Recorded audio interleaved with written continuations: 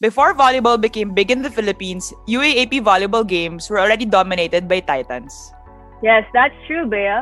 Titans who might be small in height but provided huge contributions to the game. Correct, Mads. Titans who eventually became the pillars that helped shape the Philippine volleyball scene that it is today. From the spikes, receives, and digs that they do, they surely have given us games that we won't forget. And to this day, these icons continue to bring something new and exciting to each game, which proves to us how they truly deserve to be called legends. Ano guys, do you think these legends will bring us something new and exciting tonight? Well, we can't wait to find out.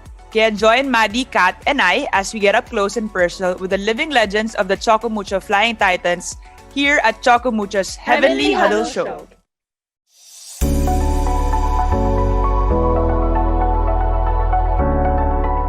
Hi, Bea and Kat. It's good to see you guys again. Same here, Mads. It's good to see everyone and good to be back here on the show. Agree ako dyan, guys. We definitely had fun last episode, so I can't wait to see what's in store for us tonight. That's true. Mga big time ang guests natin ngayon. These people are the ones that we all look up to, but of course, not just us, but the whole volleyball community. That's right, Mads. This only proves that in volleyball, it's not always about the height. It's really about the passion for the game. Very true, Bea. They might not be the tallest, but they're definitely volleyball giants. So let's get the ball rolling and let's meet our legendary guests for tonight. Let me start with our first guest. She is Ateneo's volleyball legend, a 3-time best digger, 4-time best receiver, and is recognized as one of the best liberos in the country. Because of this, she's also known as the Iron Eagle of Ateneo. Take note, she's arguably Ateneo's best libero ever. Grabe guys, idol ko talaga to, and she knows that. And our second guest, coming from the greener side, is DLSU's volleyball legend. She is a 3-time UAAP champion and was hailed as UAAP Season 71 MVP. She is the only volleyball player in the De La Salle University who got her jersey retired. Imagine no one can ever use number 14 ever again. It's definitely every athlete's dream. Plus, she is also considered as one of the greatest outside hitters in the UAP history. A true volleyball legend, if I say so myself. Last but definitely not the least, we are lucky to have the legendary coach of the Choco Mucho Flying Titans as our third guest for tonight. Yes, you heard that right, guys. He's been with the sport for 23 years. And during those years, he was hailed as a 2-time best coach of the UAAP and the National Intercollegiate. Apart from that, he has been with 12 great teams. Teams na nagbigay sa kanya ng 23 championships. And all of them are gifted with power, competence, and significant achievements in the volleyball industry. This really shows how they are truly titans. Without further ado, let's all meet the Choco Mucho Flying Titans legendary members who will join us in our everyday heaven as the industry's biggest legends. Ateneo's volleyball legend, Denden Lazaro-Revilla. DLSU's volleyball legend, Manila Santos-Ng. And the legendary coach of the Choco Mucho Flying Titans, Coach Oliver Almadro. Hi, Ate Ila, Ate Den, and Coach O. Welcome to the Choco Mucho's Heavenly Huddle Show. Hi, Bea. Hi, Kat. And hi, Maddie. Thank you for having us in this episode. Hey, guys. Thanks for having us again. Hello, Bea, Kat, and Maddie. Hi, Coach. Hi, everyone. Yes, welcome again. For starters, what's up? Kamusta naman kayo? Let's start with Coach O. Ako, I'm okay. And kagaya ng ginagawa ko sa inyo, talagang training tayo. And, of course, online learning sa family, sa daughter.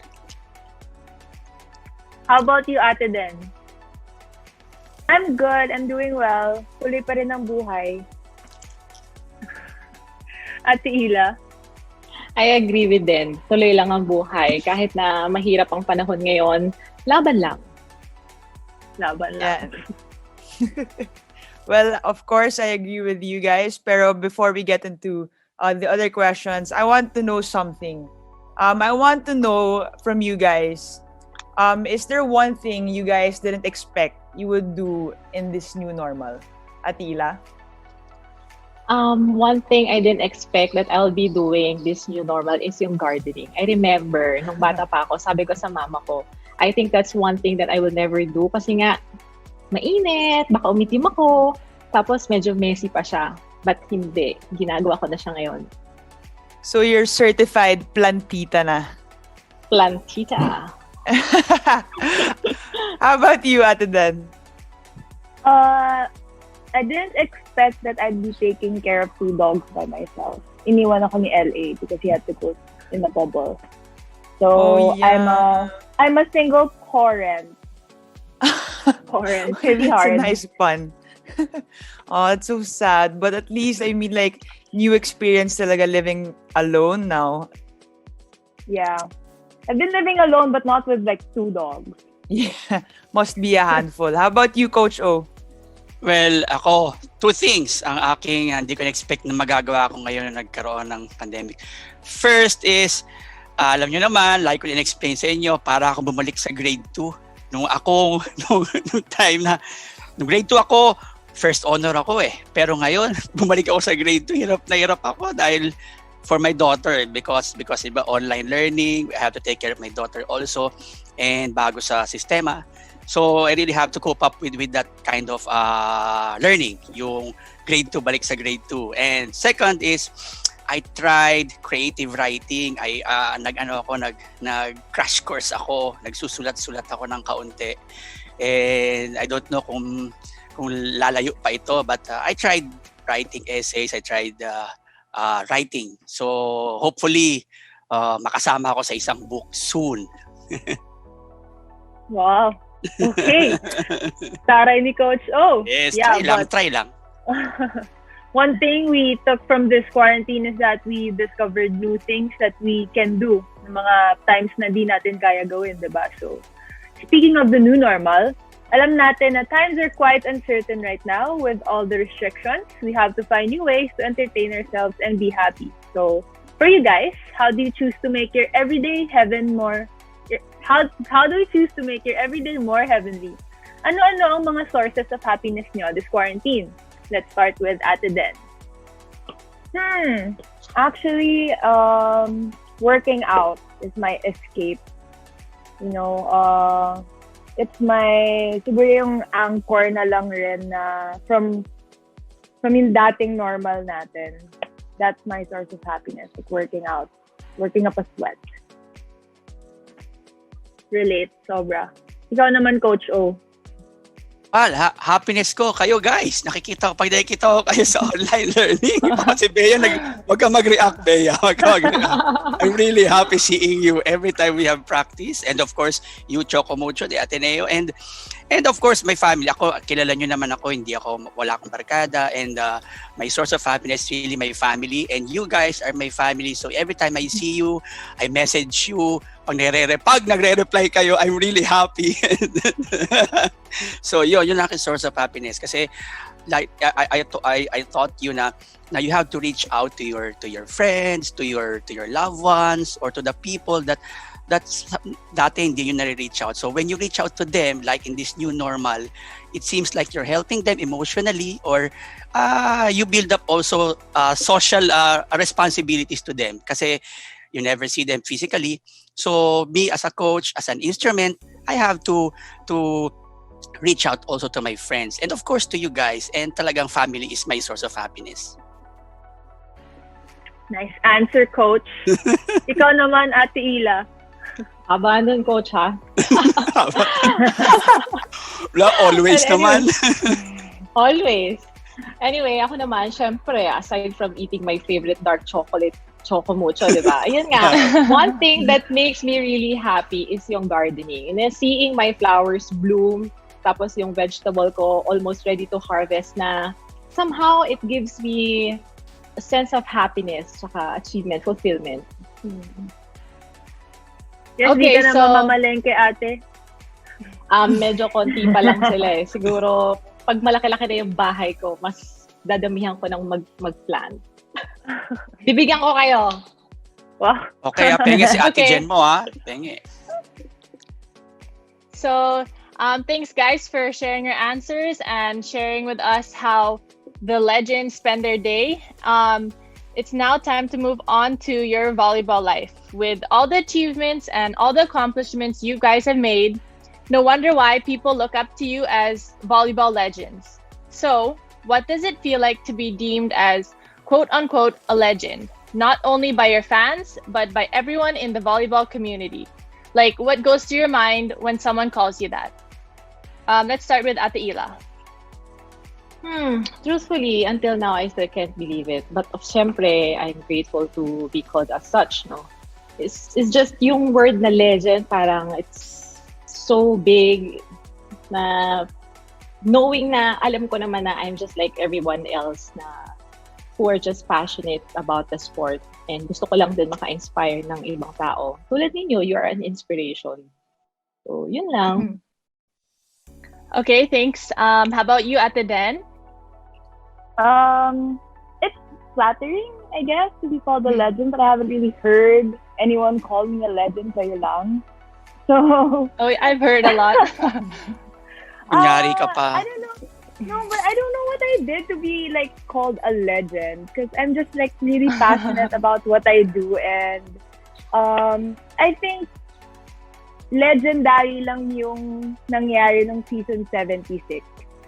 And I was just really lucky that I was with that group of girls, with that team, and yung season 77 group. But yeah, I don't know what I did out of the ordinary that to be a legend. Yeah, you're definitely one of the biggest legends. So I'm just I mean, like you can't guys. deny that, but okay. I'm just like you guys. I'm just older. Okay, how about with Coach O? Legend is really a big word kasi pag may sabi ko nga, if called legend, meron ka ng monument. Ganon.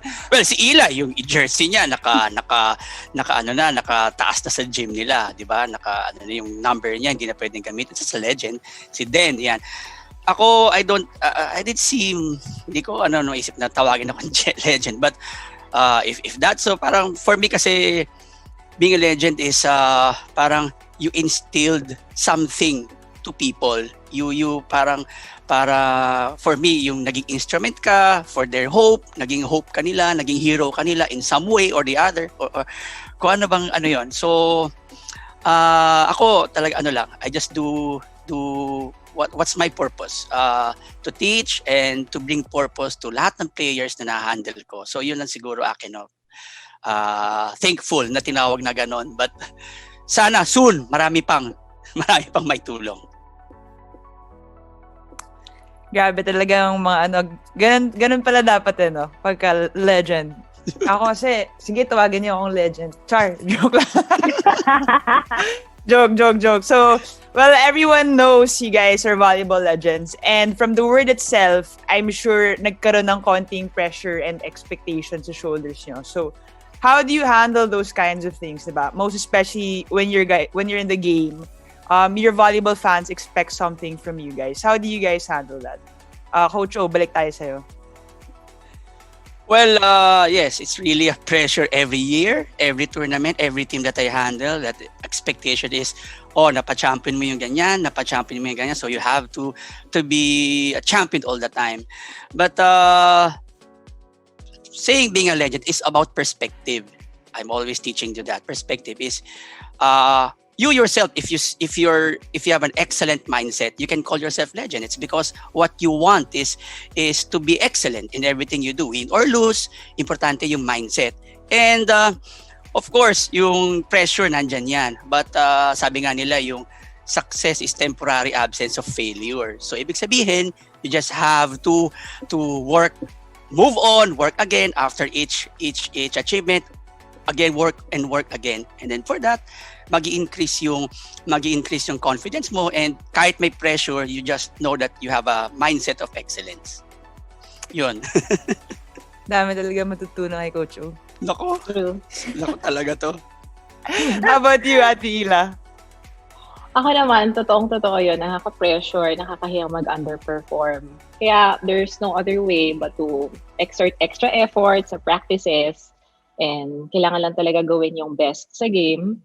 And syempre, most importantly, to ask God for strength.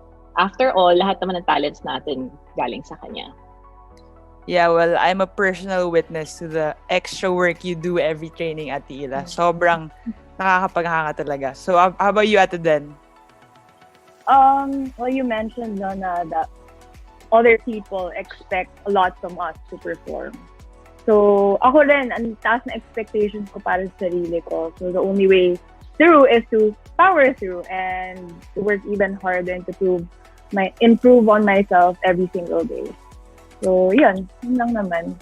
Well, yeah, I guess being a part of it is, also really knowing how to handle these pressures. And I guess you guys are very good at that. Kat, I think you have something to ask. Oh, wait, Maddie. Nalito na. Yeah, nakaka-amaze talaga how you guys, despite all the recognitions and titles, still remain humble and grounded. Totoo talaga na sinasabi nila yung no matter where life takes you, never forget your roots, diba? So, speaking of roots, how did you start your volleyball journey? These questions are for Ate Ila and Ate Den. So, let's start with Ate Ila. I started my volleyball journey in grade 4. I remember, I'm waiting for my ate to finish her volleyball practice. Siya talaga yung nauna. Tapos, eventually, sabi niya sa akin, instead of wasting time waiting for me, why not join? So, sabi ko, sige, nakita ko naman yung volleyball drills nila. It looks fun and medyo malikot din talaga ako. So, I want to move. So, I tried and yun, the rest is history. The rest is history naman talaga. Ate Den, I started younger than Ate Ila did. I think I started grade 2. And then, usually mga recess lunch din ako naglalaro. Kahit naka-uniform, pawis-pawis ako pagbalik ko ng class. Pero syempre, kebs lang kasi you're a kid, you just wanna play. And then, during summers, sasali ako sa mga camps. And then, minsan, pupunta ako dun sa cousins ko. Sasali kami sa mga inter-barangay. Doon talaga ako natuto mag-volleyball. So, and nung time na yun in PSA, they only allowed you to join the varsity team when you're in grade 5. So, ang tagal ko naghintay bago ako makasali ng varsity. And then yun, tuloy-tuloy na hanggang college. Kaya pala may mga pektos ko si Ate din pag naglalaro tayo. Sumali pa sa barangay. Huwag ka middle dati yan, diba, Ate din? Di ba naging middle ka? Yeah, middle na hindi marunong mag-block. Middle yan. Napapanood ko yan nung high school Middle yan. Ay, nako. Okay, how about you, Coach O? Even if it might have been a while ago, how did you start your volleyball journey and what got you into coaching? A while ago, ikaw naman, Kat, binabola mo pa ako. Anyway. Well, I've been in the business for 23 years na. I've started being an assistant. Everybody knows that I'm on the other side. Nasa Ateneo ako on the other side. Sa Green ako for 10 years. And I'm the one responsible recruiting Ila. That's cool. And that's where I started in the UAP. So 10 years ako doon, and then pero before that, meron na ako mga minor coaching stint yung sa high school teams, and then yung mga teams na hindi wala sa UAP, and I started there, and I learned my experiences ko doon. Finding a way, making a way to win or to coach is talagang it paved the way for me to be stronger, para maging coach ng team ninyo at ng Ateneo and then Choco Mucho. So, Mads, ilan taon ka na ulit? 22 lang ako. Coach, ilang years ka na? Coach, 23, no? Obeya. Okay. So, fast forward naman tayo to the present. To Ate Ila and Ate Den, ngayon naman, what would you say? who is the Ila Santos-Ng and the Denden Lazaro-Revilla now? Start tayo kay Ate Ila. Well, now I'm a mother of two, juggling family and volleyball career.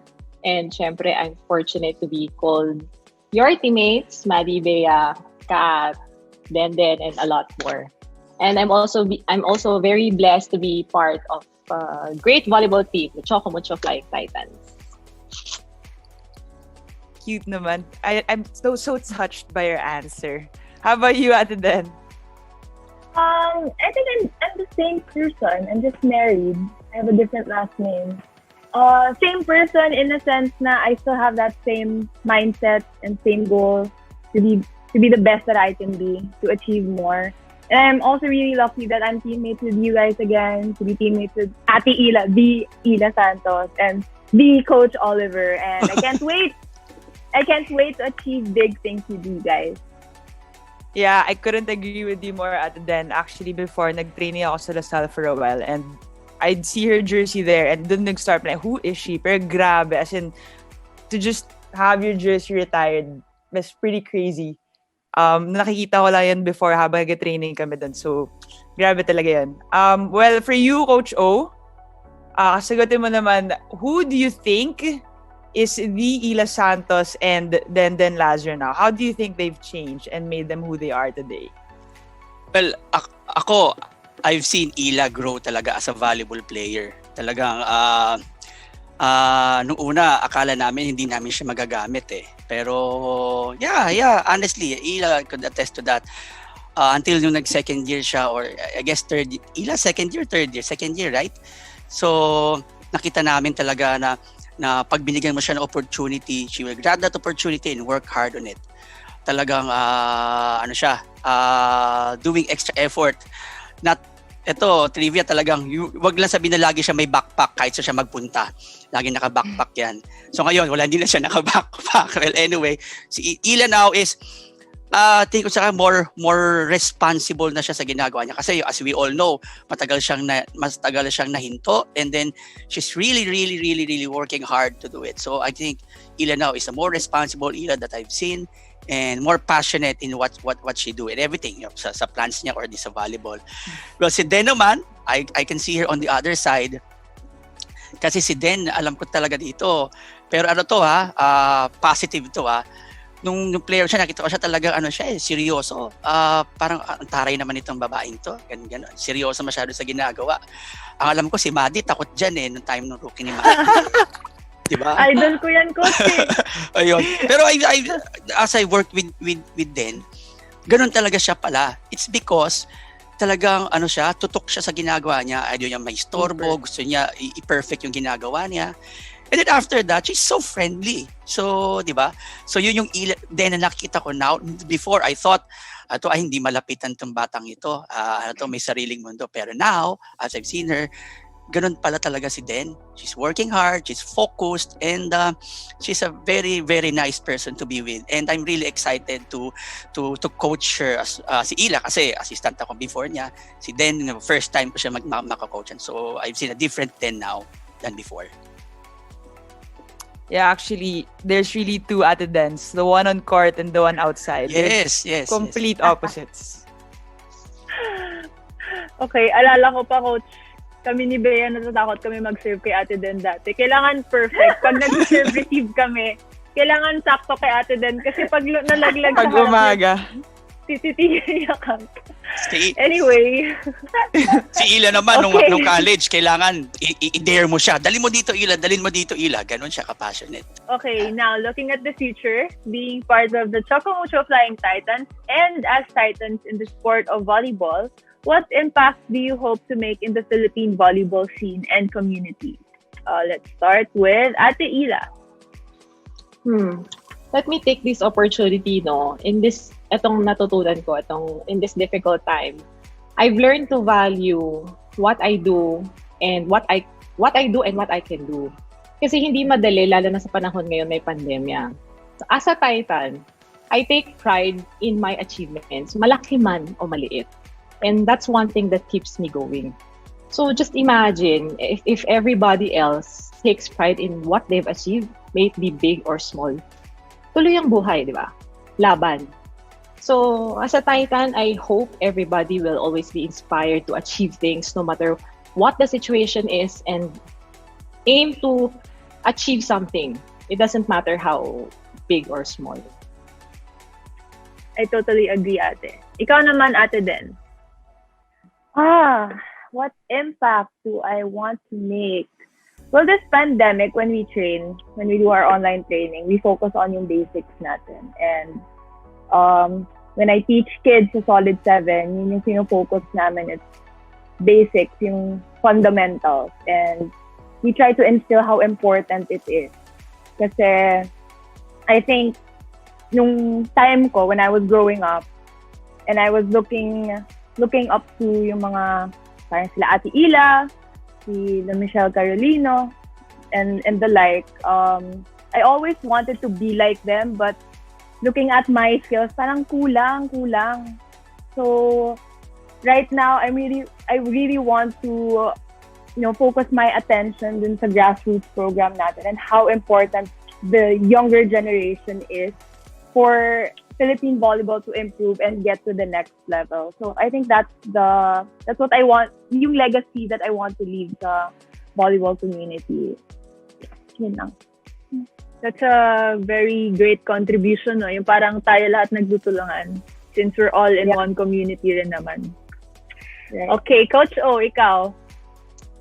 Oh, well, may tutulong sa Philippine Volleyball. Well, I've been teaching this to Ateneo, to Choco Mucho, is that the win-win attitude, that every one of us should learn something from each other.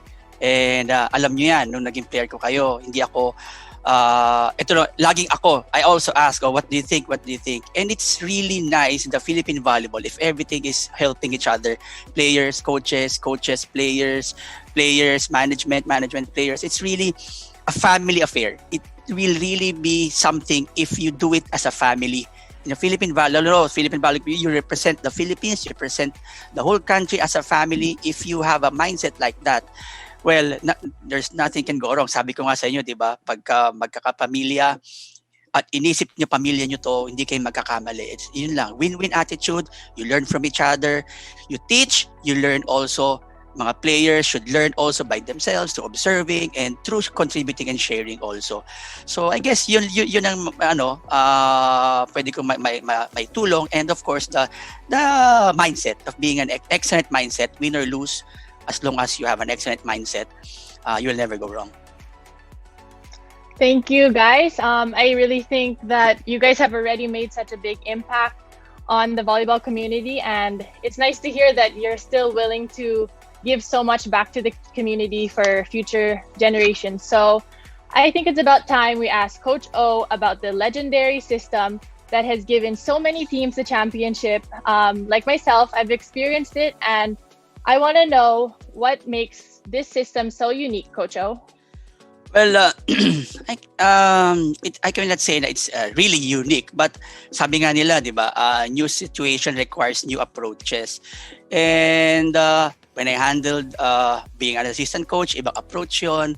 When I handled men's team, iba. When I handled women's team, iba. But there's something nag-unite sa kanila is yung being a family. And of course, I've been teaching this. Alam ko, paulit-ulit. Siguro people will say, yan na naman sinasabi ni Coach. But the courage, the trust, and the Spartan way of practicing and playing, we do it as one. We play as one. We win as one. So yun ang number one. Sabi ko, I'm always teaching you guys. Ang importante, we reinvent all the time. It's because alam niyo yan, different teams, ibang kalaban, ibang preparation, and you really find a way, make a way. That system is based on reinventing every time, every year, but ang importante, you have that personality, you have that philosophy. Yung character ng team dapat laging nandun. Like last year, I want you to be a blocking team, then we became a blocking team. When I'm handling the men's team, I want us to be a serve-receiving team. We are best in receiving. So, you different approaches yan. There's no really but you certain way, you have to be fixed in your character and your philosophy every year and every team that you handle. Yeah, I can definitely attest to your coaching style. I mean, I was with you in Ateneo, and now I'm here with you in Choco Mucho, and I can see it really does carry on with each team. But now that we're in quarantine, how do you carry out this training system during this new normal, especially when everyone is used to actual training, and now since we're just doing training virtually? Would you say that there's a new normal style of this new Coach O system? Yes, there should be a different style. So me myself, I personally developed myself. I studied, nag-enroll ako sa mga online coaching styles, and I've attended seminars on how to handle. Hindi lang coaching I've been with yung how to deal with online learning. So ibang approaches talaga. So I have to reinvent and rebuild myself in this kind of situation. But sabi nga ni Ila, ni Den, what important now is what you don't do before on-site training. You should make a way for it in the online learning. Like yung mga basic fundamentals, kailangan tutukan niya mabuti. Before, it's just a warm-up. I'm saying warm-up lang yan. But now, it's the main to training. So like what Denden is doing in her coaching clinics, we have to focus on basic now. And of course, the mentality of the player. It's not all X and O's in volleyball. But in online learning, you have to take a look on the mental side of things. Actually, yeah, guys, medyo naging witness kami nila Kat doon sa kakaibang coaching style ni Coach O on our last year. And, well, fortunately enough, naging effective naman, no, Coach? Baka kasi kung hindi, kung hindi, di ba? Joke, I'm kidding. Itong triple towers na to. Well, yeah, so that's all for now. Thank you guys for getting up and close and personal with us. This has been such a great way to kick off our episode for tonight. But don't go away. When we come back, let's witness legend versus legend versus legend, where our guests tonight will exchange questions for one another. Sounds exciting, diba? So don't forget to hurry back into the huddle after the break.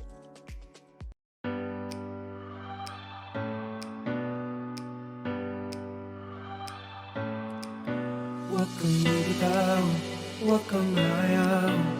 Hayaan mo nilipas din ang lahat ng to. Huwag mawawala, saya sa'yo waka. Matatapos din itong panahon ganito. Huwag mong iisipin na lagi na lang ang mundo'y ganito. Lahat ay gagawin ko para sa'yo, sasayahin muli tayo. Darating din ang umaga, umagang puno ng ligaya. Hindi ka na mag-iisa. Huwag ka alis sa aking piling.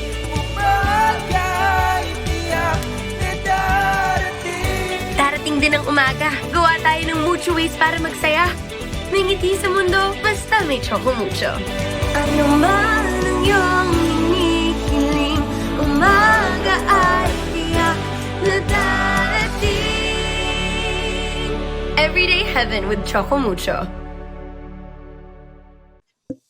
Hi guys! Welcome back to Choco Mucho's Heavenly Huddle Show. For this episode, we're with the best of the best. You certainly shouldn't miss this once-in-a-lifetime experience kasi kahit ako, sa first set of questions pa lang namin, ang dami ko na natututunan. I can't agree more. These legends are definitely people who we admire in the whole volleyball community. Very true. So, for tonight's legend versus legend versus legend segment, we're already asked our guests to list down questions they want to ask one-on-one. So we'll start with Ate Ila and Ate Den. Okay, I'll start. So my question goes to Denden. Den, what's your most heavenly childhood memory? Siguro like at the top of my head, yung mga summers that I get to play with my cousin, as in sa kalye, ng volleyball. Yun talaga yung highlight ng mga summers ko is when I get to play volleyball with them. Since like early, like what I said earlier, hindi ako naka-join ng varsity team when I was younger. So I really look forward to spending time with my cousins kasi sila lang yung kalaro ko mag-volleyball. So yeah, that's my best childhood memory siguro. Okay, for Coach O naman. Coach, pahihirapan kita ha. Huwag naman. If you were to describe your coaching style in just 3 words, what would it be and why? Oh well, 3 words. Gas-gas na, but it really is effective talaga. Is that faith, trust, courage. Yan ang coaching style ko talaga. Faith is not really parang ano siya, all the time is religious. Faith is something you believe in even if it's not happening yet. Oh, kagaya last year, I said, Bea, laro ka na ulit. I promise you, aabot tayo ng finals. And pagdating sa finals, sabi ko sa kanya, bahala ka na. Nasa finals na tayo. Oh, di ba? Sige, Kat, sabi ko, Kat, I will make you my scoring machine. Oh, siya highest pointer namin dati. Oh, sabi ko kay Maddie, Maddie, we will make a legacy. Oh, best blocker, 11 record. 12 blocks in one game. So ibig sabihin, that's the faith. Even hindi pa nangyayari, we have to believe in it. So yun, faith, trust. Kung hindi sila nag-trust sa akin, baka wala. If I didn't trust the team, baka wala nangyari. And of course, yung courage na whatever it is, mentally, physically, emotionally, we have to be strong. Ang dami namin pinagdaanan yan. Ang dami pinagdaanan ng team. Yung previous teams ko rin. When I was with Lazaro also, ang dami namin pinagdaanan. But importante yung courage. Yun natututunan ko throughout. So yun, siguro yun ang coaching style ko. That's faith, trust, and courage. Oh, Coach, ikaw naman magtanong. Kanina ba muna? First kay Ila. Yes. If I didn't recruit you during your college year, will you still be a valuable player now? Or what career you would be in? Kasi alam naman natin na syempre UAP yun. I thought di ka na makapag-UAP nun eh. Pero I remember when I'm recruiting you, talagang nasa bus ako, tinawagan kita, Ila, punta ka na. Okay ka na. You're in the team na. So kung hindi kita natawagan noon at hindi ka natuloy sa Lasal before, would you be still a valuable player or what career you would be in now? Alam mo, Coach, naalala ko yan ang tinawagan mo ko. Kasi hinihintay ko talaga yung response ng school kung makakapasok pa ako or what. Tapos, sobrang saya ko talaga. Kumakain ako sa isang fast food noon. Tapos, after noon, nag-pray ako. Sobrang akong thankful. And then, yun nga. So, number 1, thank you for the gesture. Really appreciate that. Tapos, kung hindi mo ko siguro ni-recruit noon, probably I'll be playing in another school. Or kung hindi naman din talaga kasi wala yung course na gusto ko dun sa school na yun, siguro, magko-concentrate na lang talaga ako sa studies. At saka yung time kasi na sa time namin parang madaming nagpa-flight attendant. So malamang naging flight attendant ako. Wow, flight attendant Okay, Coach. So my question for you is, if you are not a coach, what legendary thing will you be doing? Well, I guess kung di ako coach, I will still be a teacher. And alam niyo to, I really want to be a lawyer no time na yon. I really want to take up law o pre-law. I want to take up history. Yan ang gusto ko. Siguro, kung pinustyo ko yung college ko na mag-history ako, malamang historian ako ngayon. Yun ang legendary. Legend talaga. Di ba? Hinahanap mo yung mga buhay ng mga legendary people. And I really love history. And really want to be a lawyer someday. But dito ako dinala ni Lord. Ito yung purpose ko. So, I guess, dito ko magagawa yung gusto sa akin ibigay ni Lord. But siguro noon talagang kung hindi ako lawyer, baka historian ako, teacher in history siguro. Ako naman, Ate Ila, I have a question for you. Sinong legendary opponent ang nakalaban mo na sa court?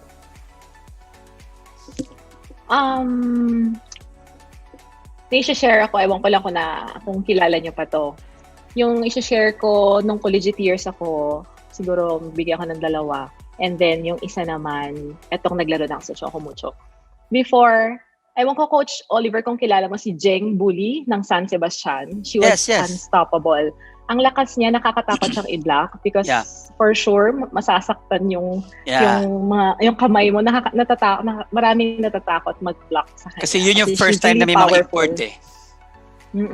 She's really a go-to player and she will never back down until the last point talaga. Next, isa naman, si Joy Spano from UST. Yes. Talagang every time she would hit the ball, I will really prepare and go down and be quick as possible as I can. Kasi ang bilis ng bola niya. Aside from malakas yung bola niya, mabilis pa. So, yun.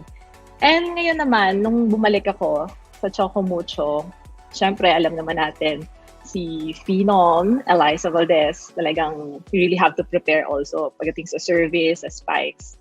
No? Ang isa pang na-admire ko, kasi nakita ko tong batang to, hindi siya nagsasalita pero nakita mo yung nagko-contribute talaga siya sa team. Nagde-deliver siya. Every time binigay sa kanya yung bola, patay. It's Gemma Galanza. Malaki na improve niya. Okay. Ako naman. Then, question what makes you a legendary libero? And sinabi ko to before may mga interview ko, sabi ko, kung magkakaroon ako national team, sino gusto mo? Si Denden. So what makes you a legendary libero? Medyo hirap naman ang question mo. Actually, kung hindi ko rin alam, dapat ikaw yung tinatanong ko. Bakit mo nasabi na legendary ako? Hindi, siguro dahil dun sa mo nga, pagdating, sabi nga ni Bea, di ba?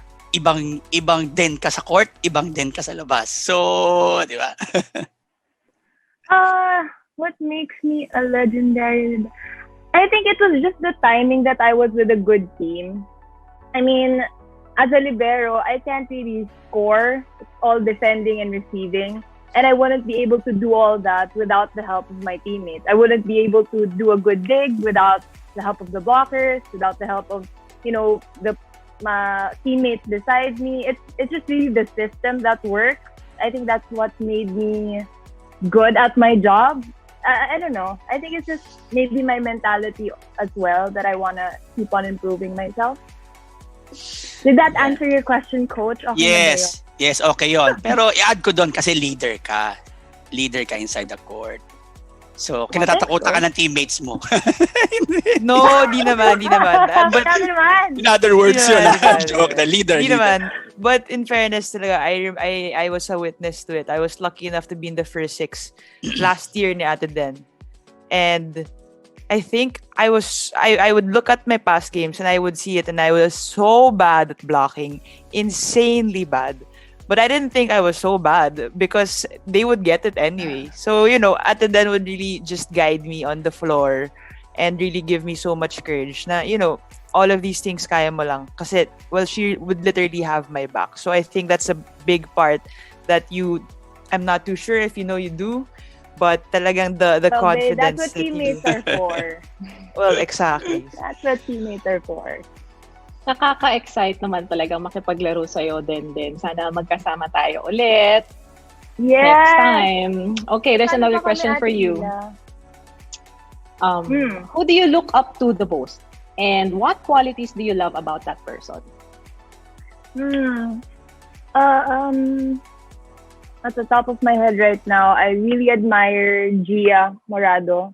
I mean, she's just really low-key.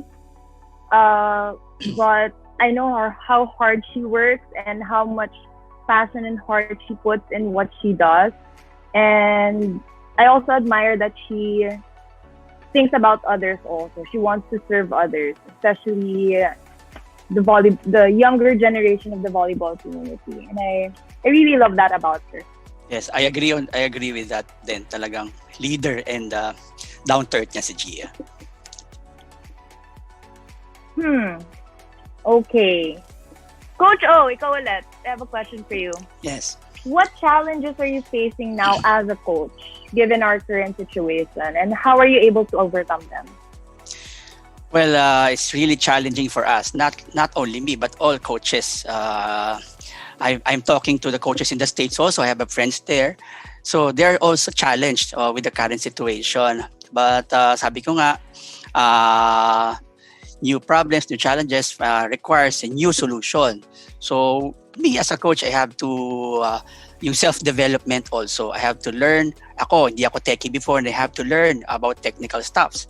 And we have to be treasure hunter in the online world. That's what I'm, sabi yan, turo yan sa Ateneo. We should be treasure hunter in an online world ngayon. Hindi na pwede ka nang mag-research and then adapt what you can adapt on your team. And of course, mahirap sabihin na hindi ako nagkaroon ng anxiety. I felt anxiety also because of the situation. Iba talagang on-site sa online eh. So, yung passion ko, yung intensity ko, hindi makikita sa online. So, isa sa baon ko eh. Bea, Maddie, cut na.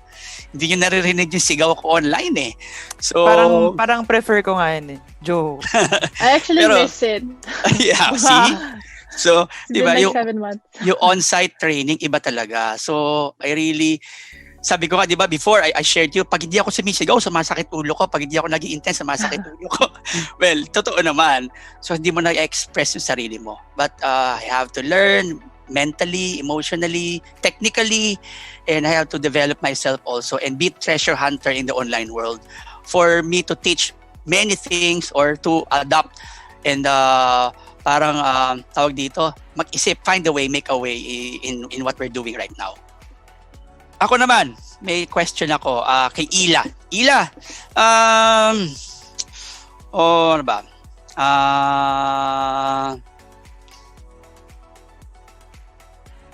What advice do you want to share with others who are afraid to mag-try out sa volleyball? Kasi alam mo naman natin, isa ka dun sa mga sabi ko, hindi ka biniyayaan ng height, pero the passion, the leaping ability. What can you advise players na natakot mag-try out? It's because of their height.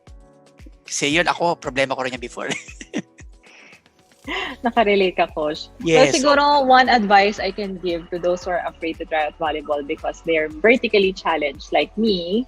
Well, hindi naman natin kasalanan. Yes. We are tall. It's just that there's taller and tallest players. No? Yes. Positive lang talaga. You don't let that limitations hinder you from achieving your goals. Diba? You have to focus kung paano and kung saan ka makakatulong sa team. And syempre, kailangan mo rin talagang to pray about it, tell him your heart's desire, and for sure, he will guide you along the way. Wow, thank you. Tama yan, tama. Ganyan din ako nung araw. Okay, Coach. Sa'yo naman. Okay. How do you like to be comforted when you're sad, upset, depressed, or frustrated? Para maiba lang.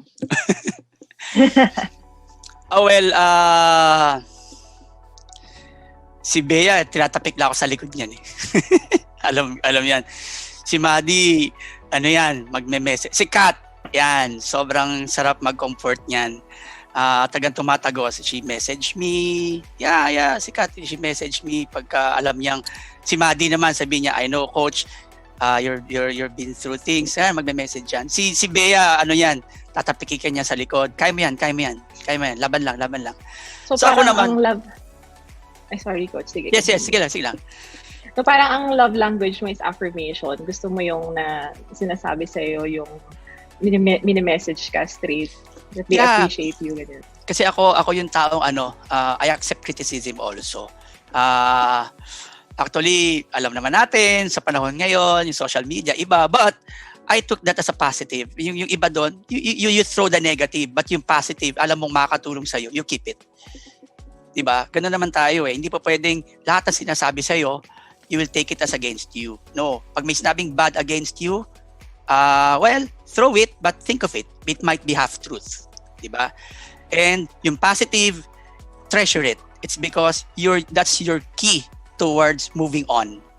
And yun ang ginawa nung tatlong to nung time na nasa Ateneo when we lose, na inaway ako sa social media, nandyan sila. So, si Bea, Pinadelete namin yon sa'yo, coach. si Bea, grabe yan. Sabi nung pinagagalitan ako, sabi ko na sa'yo, wag mong babasahin yung mga yan eh. Ganon yan si Bea. Si Kat naman talaga mag-message yan. Si Maddie naman, as a team captain din before, talagang kaya mo yan, kami bahala sa'yo. Ganon.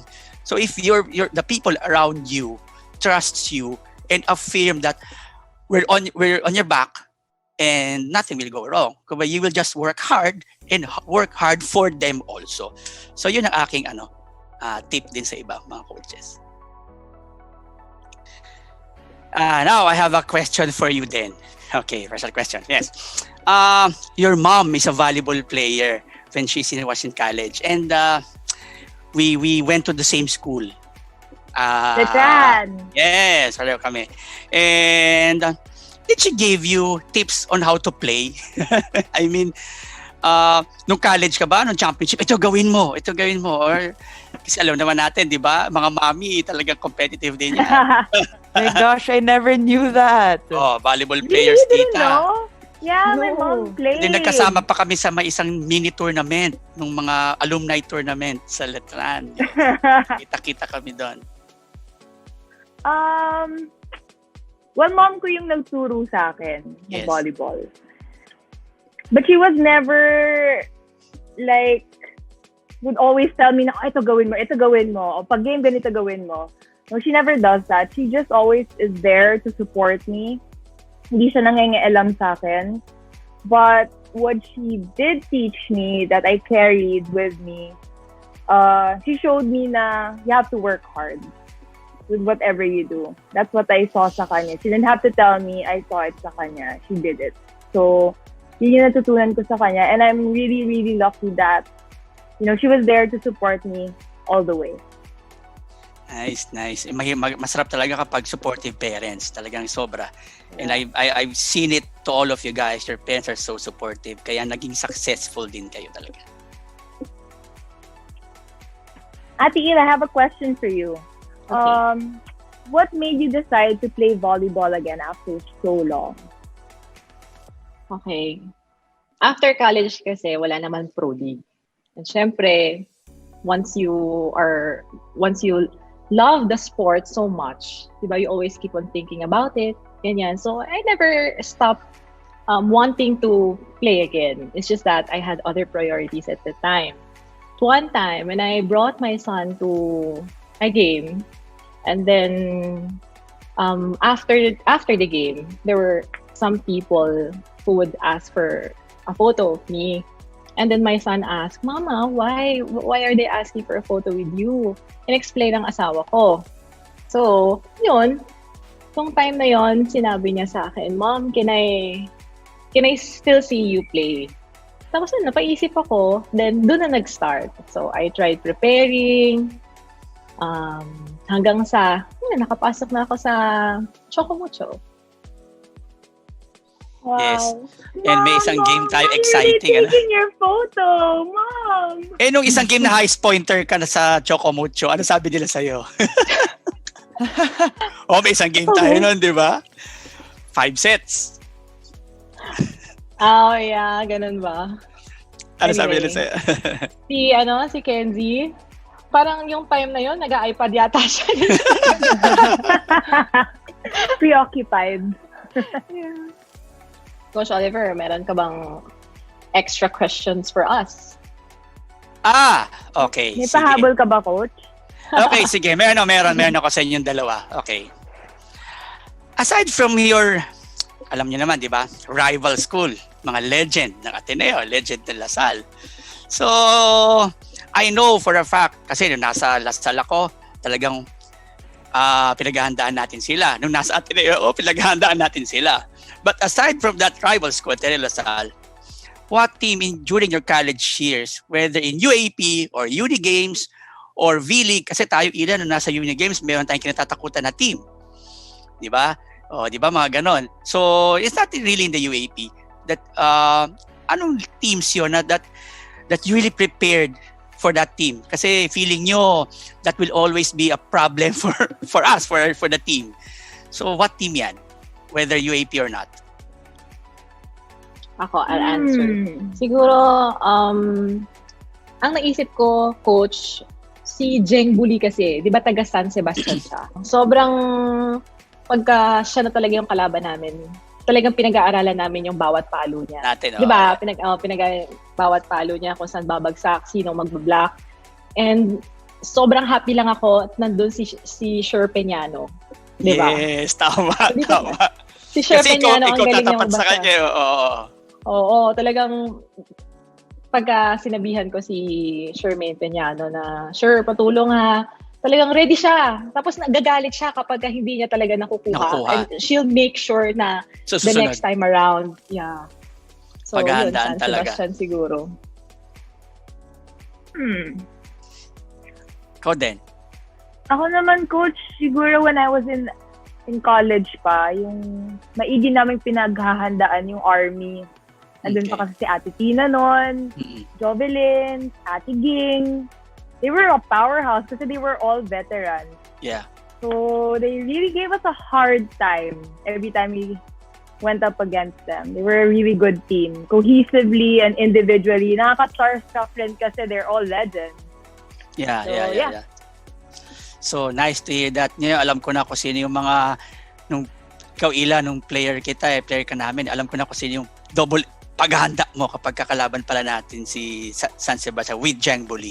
And then si Den, Army naman pagdating sa mga tournaments. Kasi, of course, those veterans are really, yun ang legendary naman in the Philippine volleyball.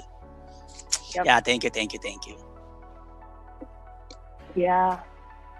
I remember pa nga, we had tune-ups with Army before. Oh yeah. Tapos may pakain In the sa... Army gym. Yeah. Tapos kakain. Tapos may boodle fight pa.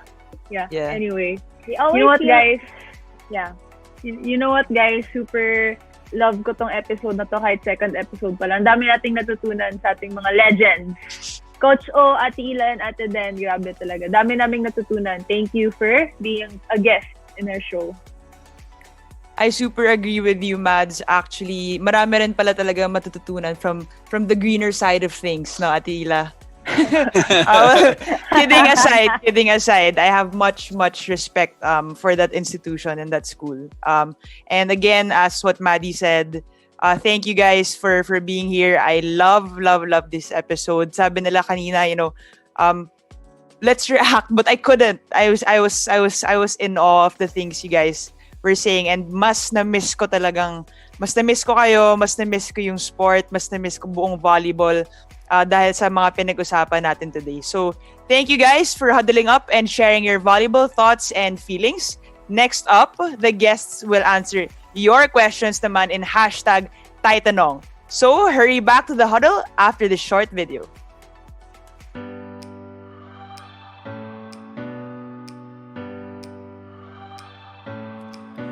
Huwag kang bitaw, huwag kang mayaw. Hayaan mo nilipas din ang lahat ng to. Huwag mawawala, saya sa iyong mukha. Matatapos din itong panahon ganito. Huwag mong iisipin na lagi na lang ang mundo'y ganito. Lahat ay gagawin ko para sa'yo. Sasayahin muli tayo. Darating din ang umaga, umagang puno ng ligaya. Hindi ka na mag-iisa. Huwag ka alis sa aking piling. Umaga'y tiyak na darating. Darating din ang umaga. Gawa tayo ng Mucho ways para magsaya. May ngiti sa mundo, basta may Choco Mucho. Ano man ang iyong hinihiling, umaga ay tiyak na darating. Everyday heaven with Choco Mucho.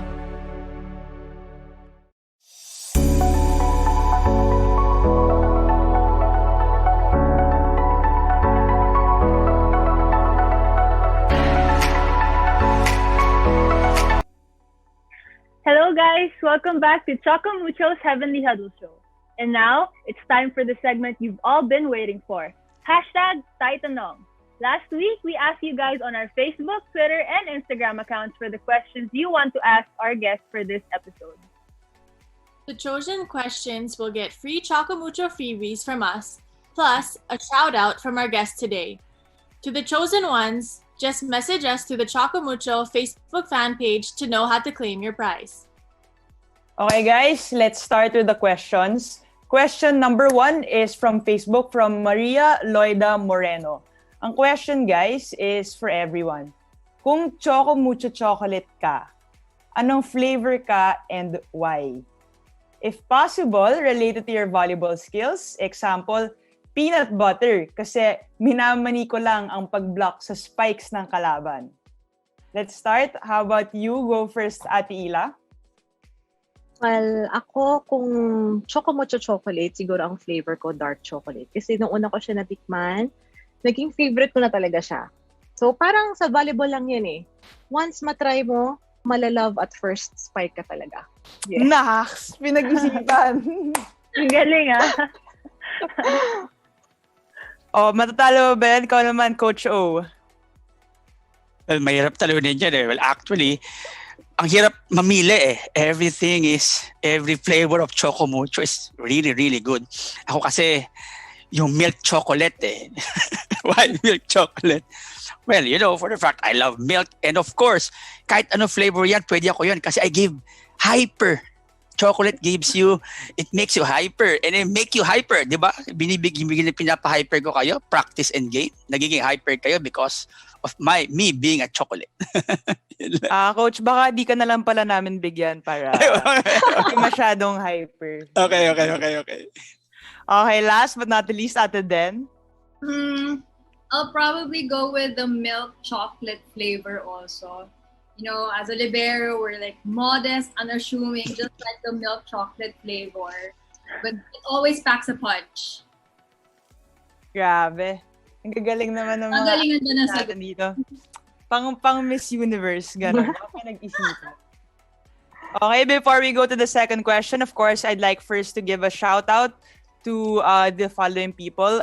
Naika Ashley, Eileen Fernil, Precious Damian, Jennifer Montemayor, and for Jennifer Limpa Arguilla, hello celebrity coach Coach Oliver Almadro. Hanep! And then coming naman from Jen Villa Esther, can't wait na makita ko ulit kayo sa court. Thank you to everyone for watching us. And Maddie, I believe question number 2 is coming from you. Yup. Galing to sa Twitter from @joy_to_the_world_4. This question is for Ate Ila. What's the first thing that comes to your mind every time you step on the court before the start of the game? Every time I step on the court before the game starts, usually I only think about the game on that particular day. Wala naman masyado, nothing else. So, paulit-ulit lang sa isip ko kung ano yung mga dapat gawin, kung paano ma-execute properly, kung ano yung mga pinractice natin during training. So, yeah, wala masyado. I just try to focus on the game and as much as possible, not entertain any possible distractions. Kasi yun naman important talaga, di ba? Mag-focus sa game. Take note mga gustong maging legends dyan. Dapat gahin niyo yung mindset ni Ate Ila.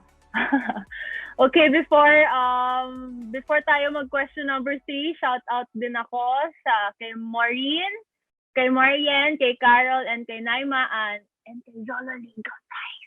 Ay. Hanggang dito. Joke. Okay, so I have the next question, which is from Pia Del Rosario. For Ate Den. Ano po ang nafe-feel mo now that you played against your collegiate teammates like Eliza Valdez and Ella De Jesus? Actually, si Eliza nakalaban ko na siya before. Si Ella first time since after college. But I'm looking forward to playing against them now kasi magka-team sila along with Gia.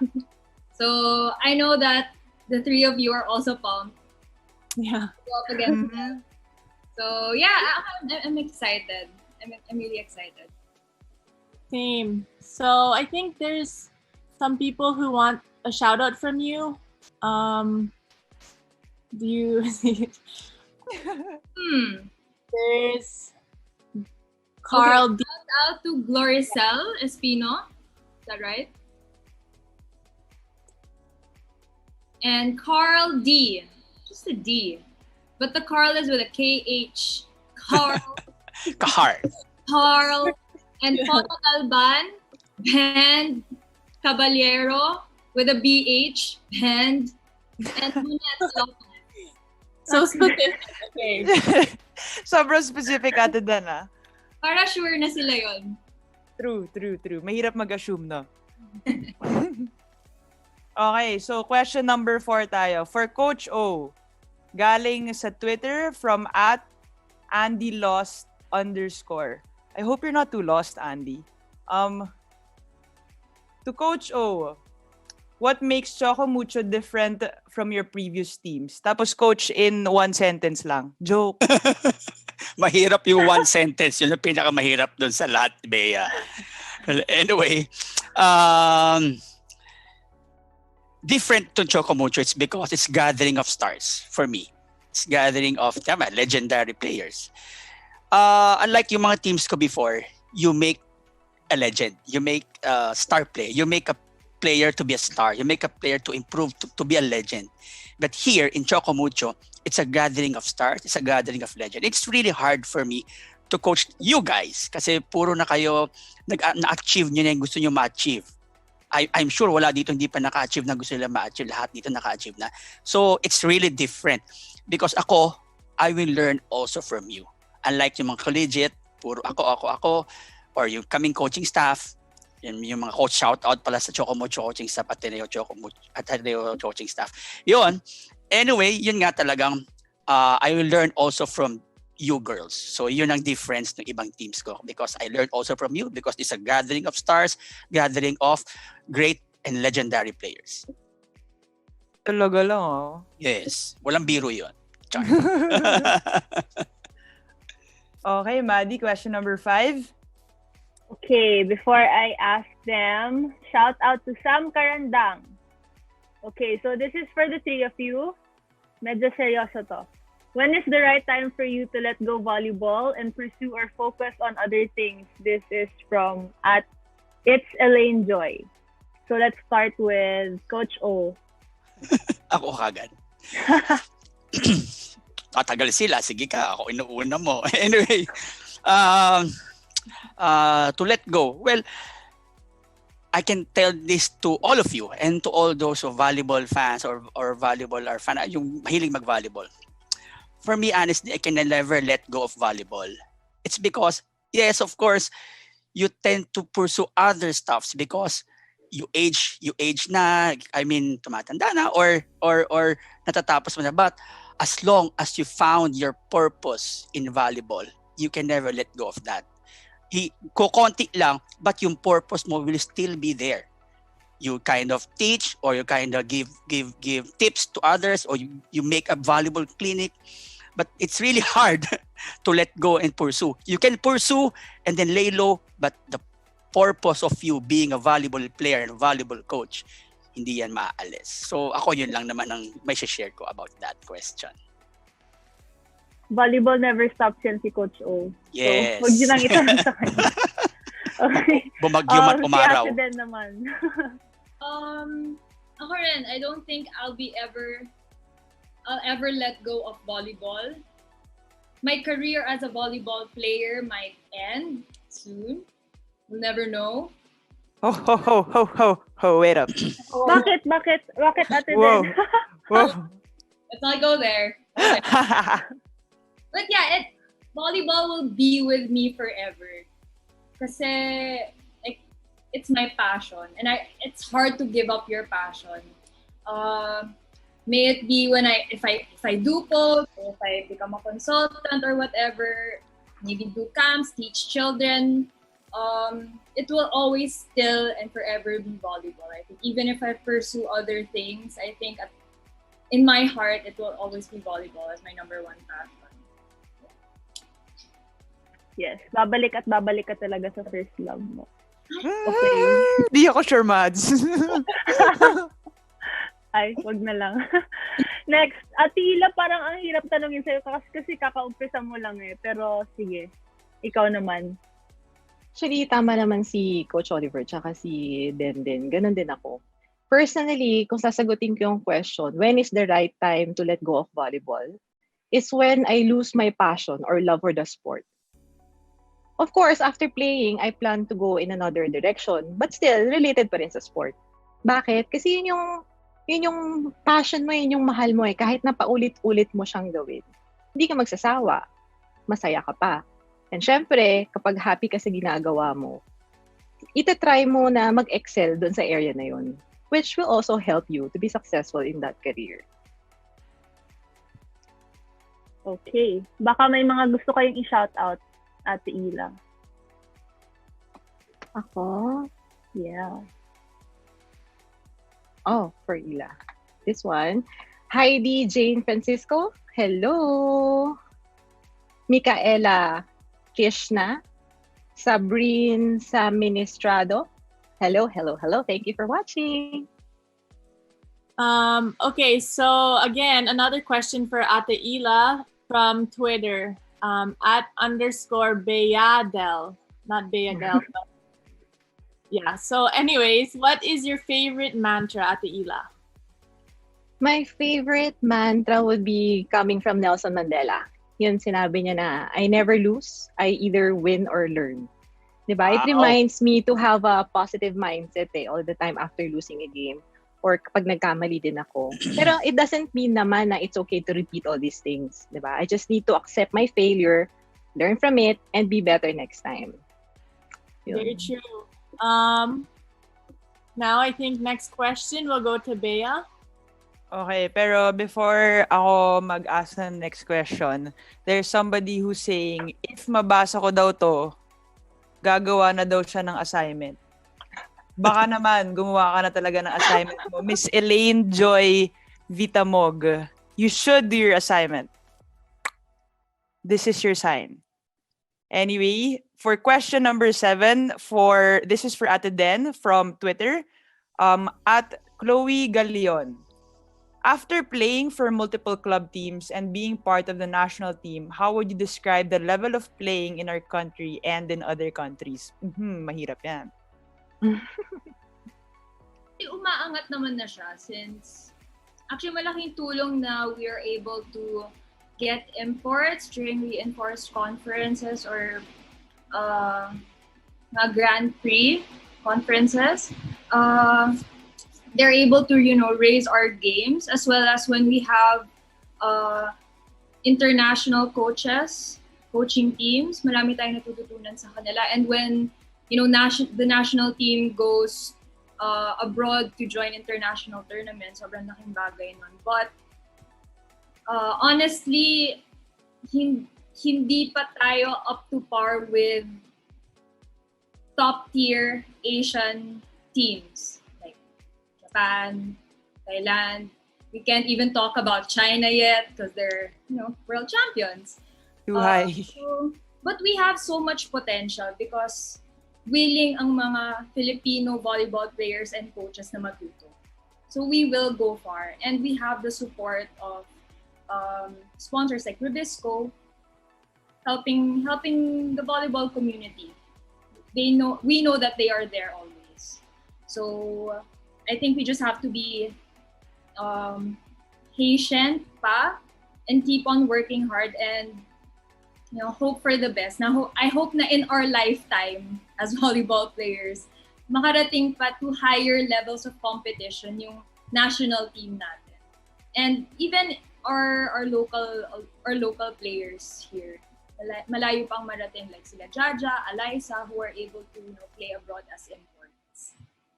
Yeah, I super agree with that at then. I think we were just talking about it sometime before na, I really hope within this lifetime we see volleyball coming out there, even becoming bigger, and hopefully, like what you said, maybe we'll change careers, but hopefully we get to see this and be a part of it somehow. Kung babalik-balikan mo man ang volleyball through after how many years. But hopefully nga, with the help of everybody, you'll never know, diba? Malay mo, sana tayo nanonood internationally ng Philippine team. So that is a dream in itself. So, yep. Yeah. Maddie? Okay, the next question is for Coach O from at Gemma Awong with the double A. Nako. What is the most Mukhang pamilyar yun. What's the most unforgettable moment in your volleyball career that you consider to have molded you to what you are today? Unforgettable. I can put 3 naman. First, when I was the player in Letran na na-trust ako nila Coach Ness to be one of the leaders kahit hindi ako nagagamit during that time. Second is when Coach Shamil brought me to be his assistant coach. Kasi doon nag-start everything eh. Nung naging assistant coach ako ni Coach Shamil. And we made history sa isang school. We made 4 championships and that molded me to be what I am now. And nag-guide niya talaga ako kung what I am now. And then, lastly, when I made the first ever championship of the men's volleyball team. And it's because, you know naman, molding your character and your philosophy as a coach is not just a one-time thing. It's through your experience. And that events made me what I am today. So, yung player ako, and then when Coach Shamil gave me a break, and then lastly is that, yun nga, my first championship for the men's team, and nadala na rin naman sa women's team. Thank God. Yes, buti na lang talaga. Thank Coach O. Di ako sure sa thank Coach O. Joke. Kamote. Joke. Kamote ka talaga. Hashtag kamote ka talaga. alam na Coach pagbalik. Alam na yan. Alam na yung overload niyan. Hindi lang 8. Coach, magkakasakit pala ako sa... Malapit na. Okay, before we go to Kat, shout out to Karen Love JM. Yun. Okay, so I have a question from I am Villa Rookie from Instagram for all of you. So, what are your pre-game rituals? Let's start with Ate Ima. Nako, marami yung kay Coach O. Sabi ko na nga ba. Sabihin na naman ni Bea yan eh. For me, wala naman I don't really have a particular ritual. Siguro, lang, I just want to take my time warming up and stretching my body. Tapos, habang ginagawa ko yun, I try to visualize kung ano yung kailangan gawin on that game. Hindi rin ako mahilig makipag-usap, especially if it's not related to the game, para lang hindi ako mawala sa focus, para hindi ma-distract. Yan lang. Same, madami na pagalitan si Maddie dyan. Yes. Alam mo yan. Yeah, very true. Ate Ila, I always see you, like your warm-ups take super long, like with all your stretches. So no wonder you're probably the most flexible. So let's go with Ate Den next. Pre-game ritual. Ako, the night before or the day before, I make it a point to watch yung game or games ng opponent just to be, familiar with how they play. And then even like a couple of hours before the game, pinapanood ko ulit. I try to review. And then pag nasa dugout na, I just listen to music. Yun lang. Simple lang. What kind of music do you listen to? Iba-iba. Sometimes I just want to mellow down, so like chill music. Sometimes I need to like hype myself up. Depends on the mood. Yeah. Okay, so now with Coach O, the longest pregame ritual ever. Hindi naman na. Well, pregame ritual, experience nyo na yan. Well, our pregame ritual starts the day before, the night before. Share ko na lang, we eat always at the same restaurant if we win. And kaabangan nyo na yun, mga fans nito mga to. Kung saan kami kumain the night before, nanalo kami, doon ulit kami kakain before. But, meron isa share ko. If hindi uubra yung restaurant na yon during that time, lilipat kami, ayaw ko pumayag normally. But lilipat lang kami kung ililibre ni Bea. Right? Di ba, Maddie? Pag libre ni Bea, Ginos. papayag tayo lumipat. Di ba? Ginos. Booking And then- pa. And then, the next day sa games, well, maraming pre-game ritual eh. But of course, share lang yung mga, of course, we really have sharing first before ano. And yung ritual ko talagang specific. Pag may isang hindi nagawa, there's something wrong. Merong like yung kailangan may coffee ako, alam niya, kailangan may coffee. And then Yung towel niya, di niya nilalabhan. Hindi naman nilalo. Yes, yung mga ganon. Tsaka yung mga ayos-ayos sa sa cubicle. Meron din. At saka yung, May altar lagi sa dugout. hindi, tsaka yung katabi. Sinong katabi ko? Oo. Kailangan parang may naka-formation talaga. Ganun. Kung sino yung katabi ko dito, sa kaliwa, sa kanan. So, specific. Pero it's not. Kumbaga, that superstition, that mga ganyan is, it's okay to believe in that. But it's just a guide. Importante pa rin yung mindset mo going to the game. Yung preparation mo going to the game. And that's the best ritual, is to prepare your mind, prepare your heart, prepare your soul. That's the best pre-game ritual ever.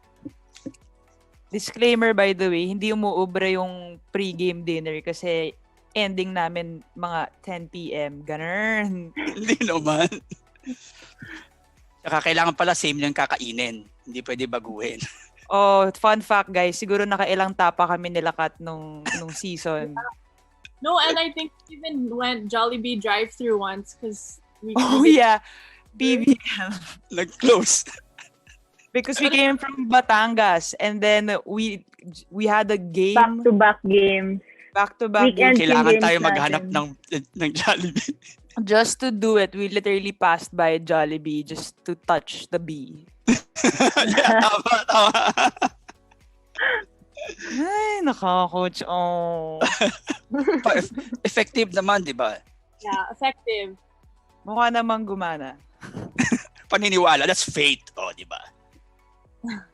Okay, so actually this will be our last question. So before we go to our last question, let's see if we have shout-outs. Eliza Atienza, pa-shoutout po, idols. Hello.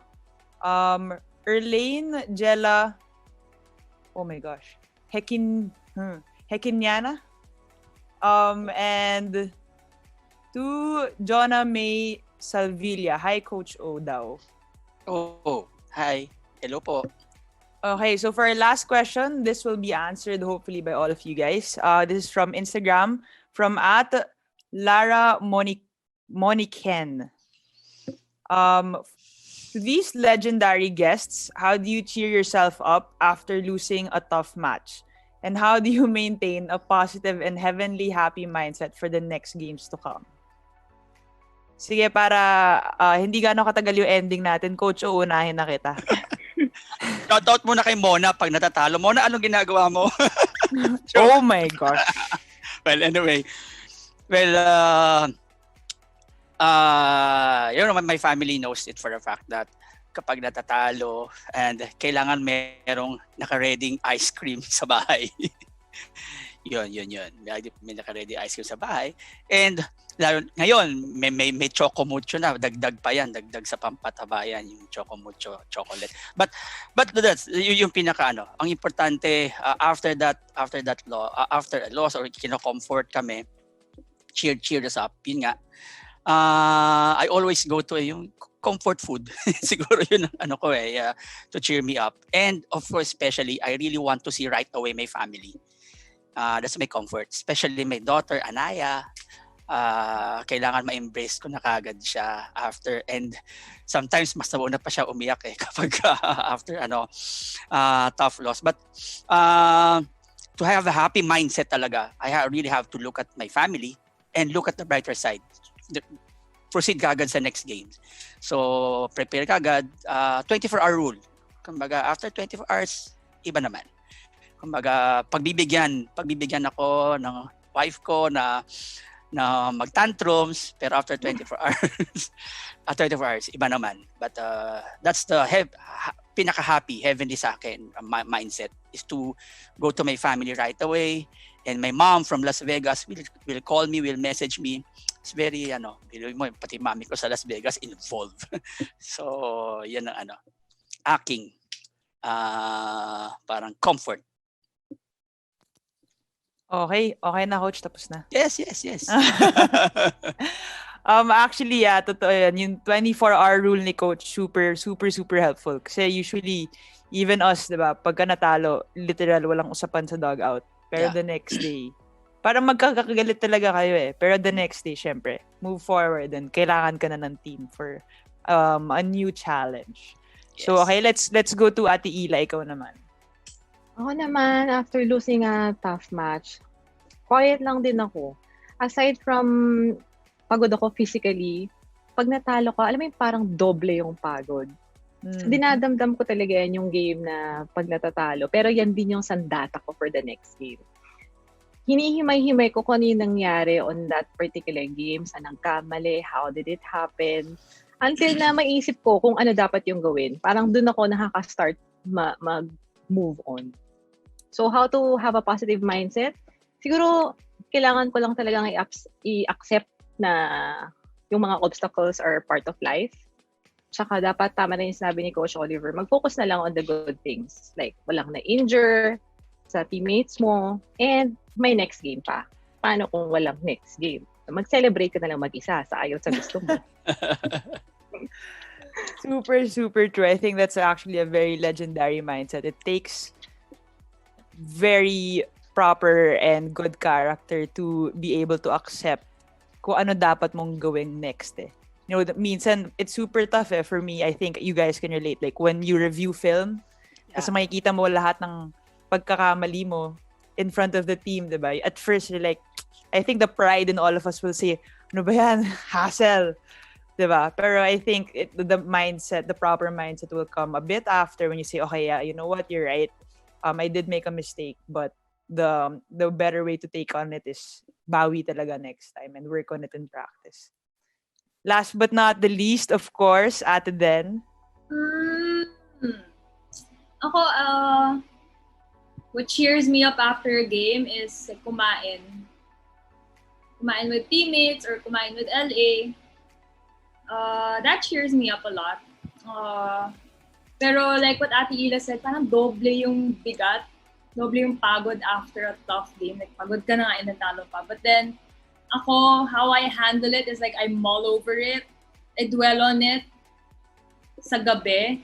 Just because, I want to think of what went wrong. But also thinking about like how I can better myself dahil dun sa mga mali na ginawa or how the team will be able to bounce back from it. Kasi nga, syempre kinabukasan may training na agad. So kailangan mag-move on ka right away. I think it goes with like a lot of things. Hindi lang volleyball, hindi lang sports. You have to learn how to move on quickly. Totoo yan. And I think piece of advice for everyone, not just athletes, but I think in life you're really going to experience losses more than you'll ever win at it. So it's taking in these losses that will really make you a better person and hopefully will set you apart from others. No? So of course, thank you guys for answering all of our questions. We've had a blast listening to you guys. I think I've been in awe listening to you guys, and hopefully we will continue to learn from you guys also. So yun. That concludes our #Taitanong.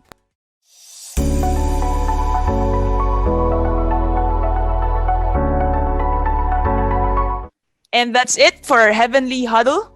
Again, thank you to everyone who sent in their questions for #Taitanong. Hopefully, ginawa naming mas heavenly ang araw ninyo. And to the chosen winners of our giveaway, don't forget to message the Choco Mucho Facebook fan page to know how to claim your prize.